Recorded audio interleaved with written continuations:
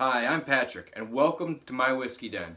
This week, we're going to be looking at Hatch Distilling's Straight Bourbon Whiskey.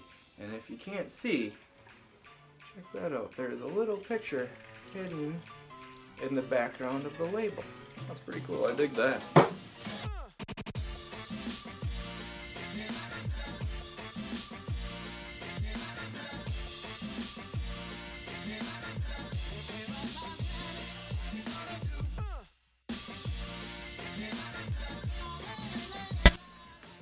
So, Hatch Distilling is in Egg Harbor, Wisconsin, which is in Door County, which is a wonderful vacation spot. It's busy all summer, 3 months of the year. It's totally loaded with people. It's a wonderful place to go.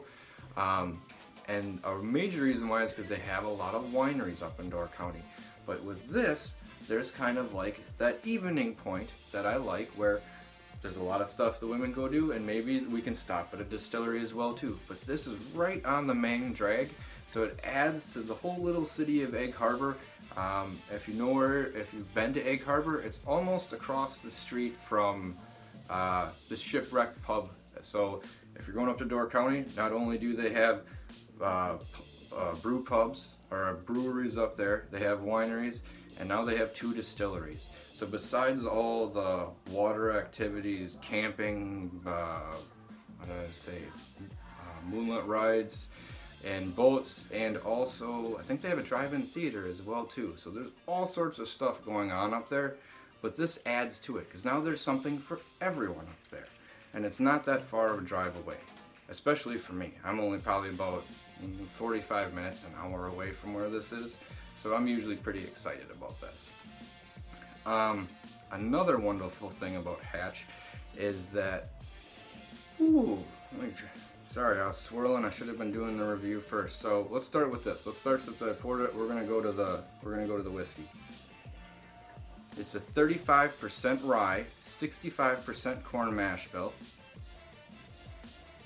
It's a little bit higher proof than just the standard 40 that a lot of people will put out. It's at 45, and they did that because they were trying to get kind of that rye spice balance on the inside of it.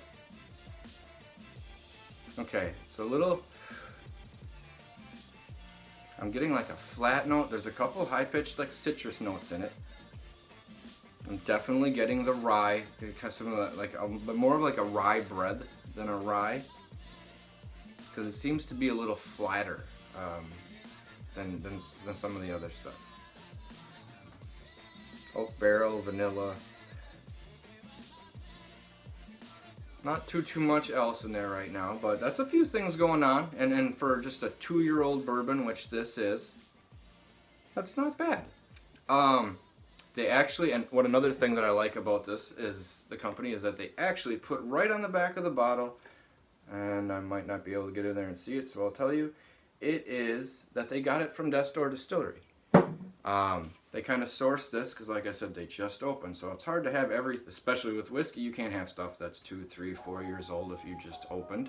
So I was going to say, so they sourced this from Death's Door Distillery, and we're very open about it. Like I said, right on the bottle. So like people in the tribe, a lot of people I know that don't like hiding that from people, they're bluntly upfront about it, and that is wonderful. So this they got from Death's Door. The owner went down there and tried a few of the barrels, went through some of the barrels they had there to kind of select ones that they wanted. And they also went to Yahara Bay, which makes their malted rye. It's 100% malted rye finish from Yahara Bay that they bought in barrels and sourced for them for right now. So I was gonna say they chose some really unique stuff. They wanted to be local with the stuff they chose. They didn't really feel like going with an MGP bourbon or anything like that.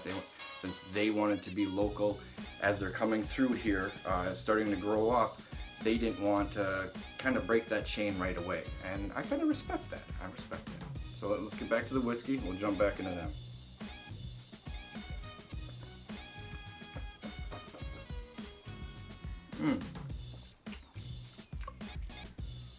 Okay. There's definitely like a little cereal note in there. The rye spice is coming in much heavier on the end of it. Yeah, and clinging around till the end. There's barrel note in there too, on the outside of the tongue.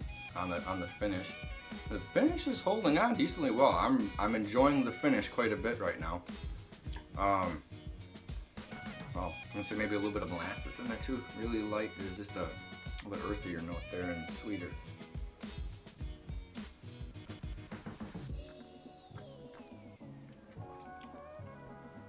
The front, you'll get citrus and some light notes, but there is a little bit of green wood in there too, like in the, definitely before the finish. That fades away and the finish holds nicely. I really like the finish on this. There's a little bit of green wood in there, but it's a 2-year-old bourbon and we're in Wisconsin, where it was aged. So as a rye, you might be able to kind of flush that out or hide it all the way. I would typically kind of expect a little bit of that in a lot of stuff in the northern regions that's just 2 years old. But I really like the finish on this. I think the best of everything.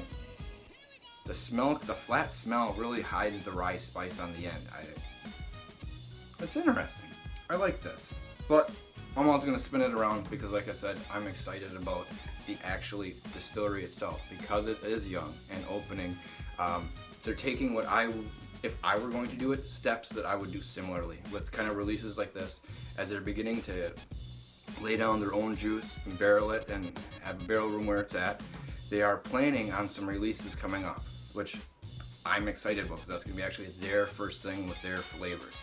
First one that I know of is that they're excited about their American single malt.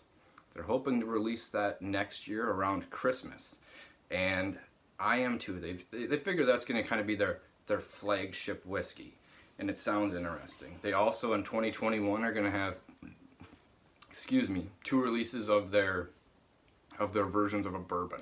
I was going to say, or a whiskey in 2021, and also a Scotch barrel finished whiskey as well coming out.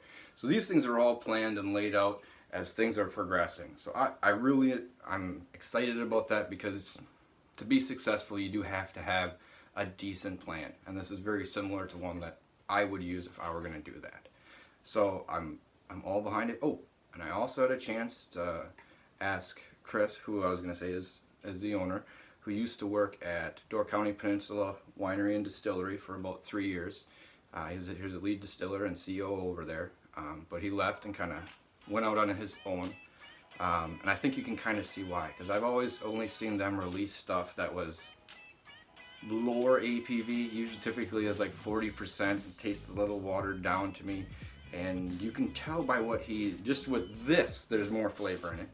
And he was willing to go up to a higher percentage just to kind of find the right balance for that. You can see he had a different plan or a different vision and wanted to go off in a lot of different areas. And I'm more excited about those areas than kind of a standard base release that you get a lot of times. So I'm happy he's getting to stretch his legs here. The other thing, like I usually want to talk to a lot of the distillers and find out is there anything else you're releasing? Because obviously they're doing gin, they're doing vodkas, all sorts of other stuff that most distilleries do to kind of bridge that gap till you can get to your whiskey release. And maybe some of those other ones are also very, very exciting as well too. In Wisconsin, brandy is a big deal. So they actually have an apple flavored brandy that they're releasing in about 3 or 4 weeks that he's really excited about. Now, the only reason I say apple flavored brandy is because they use honey for their clear liquors. So they actually added a little bit of honey to the pre-fermentation apple juice. So that has to be an apple flavoring, or I was going to say it has to be a flavored brandy because something was added to it at that point. Otherwise, very, very close. I'm excited to try that one when it comes out. I wasn't as big a brandy fan, but I'm starting to find some of the nuances there after discovering whiskey, and it is intriguing, a little bit sweeter generally, but sometimes there's a little bit of the barrel that takes over and kind of tames that down too. And plus, like I was saying, when you're releasing all sorts of other stuff, it's good to be excited about some of your other products. You can't be like just excited about something releasing 2, 3, 4 years down the road that has a lot of aging. So it's good to be excited about things that you are doing now.